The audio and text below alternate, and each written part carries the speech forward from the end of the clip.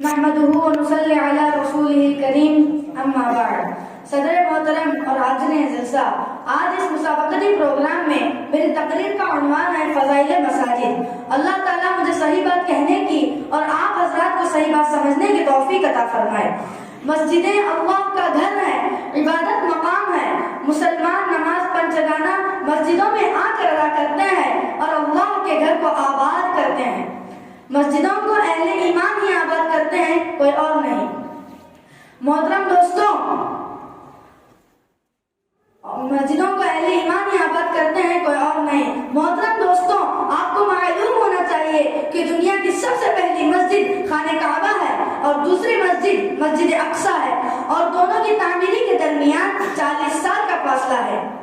کعبہ کی سب سے پہلی بنیاد حضرت آدم علیہ السلام نے رکھی تھی اور انہی کی بعد اولاد نے 40 سال بعد مسجد اقصی کی تعمیر کی.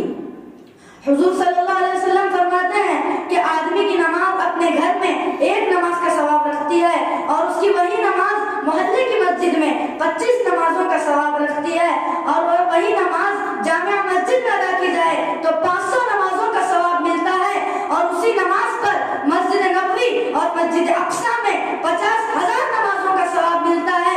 اسی نماز اگر وہی نماز مسجد حرام میں ادا کی جائے تو 1,00,000 نمازوں کا ثواب ملتا ہے. محترم حضرات، اسلام میں سب سے پہلی مسجد مسجد قباء ہے.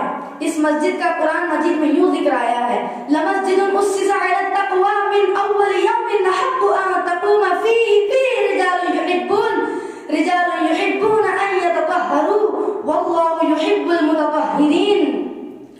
جس مسجد کی بنیاد اول دن سے تقویٰ پر رکھی گئی، وہ واقعہ اس لائق ہے کہ اس میں نماز کے لیے کھڑے ہوں تو اس میں کچھ ایسے لوگ ہوں گے جو خوب پاکی کو پسند فرمائیں گے، اور اللہ تعالیٰ خوب پاکی حاصل کرنے والوں کو پسند فرماتا ہے. محترم دوستوں، یہ تو خاص مسجد کی بات تھی، ورنہ اسلام میں ہر مسجد کی بہت زیادہ اہمیت و فضیلت ہے، خواہ عمارت کے نام پر پھوس کی جھوپڑی بھی نہ ہو.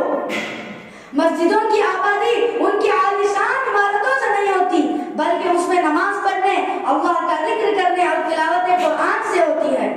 مسجدوں کو مزین کرنا، ان کی عالیشان عمارتیں بنانا اور اپنی اپنی عالیشان مسجدوں کو فخریہ بیان کرنا اور ان کی حقیقی آبادی کی فکر نہ کرنا قیامت کی نشانیوں میں سے ایک نشانی ہے.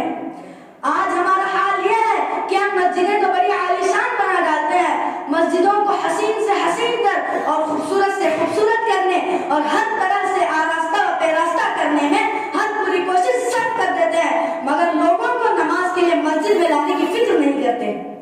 حالانکہ مسجد کی حقیقی زیب و زینت یہی ہے کہ وہ نمازیوں سے بھری ہوئی ہو، اللہ کا ذکر و فکر کرنے والے کثیر تعداد میں آتے رہتے ہوں. اگر یہ نہیں ہوا تو ہمارا حال بقول شاعر یہی ہو کر رہ جائے گا: مسجد تو بنا دی شب بھر میں ایمان کی حرارت والوں نے، مسجد تو بنا دی شب بھر میں ایمان کی حرارت والوں نے، من اپنا پرانا پاپی تھا برسوں میں نمازی بن نہ سکا. اللہ تعالیٰ مجھے اور آپ کو 5 وقت کی نماز پابندی کے ساتھ مسجد میں آ کر ادا کرنے کی توفیق عطا فرمائے. وآخر دعوانا ان الحمد للہ رب العالمین.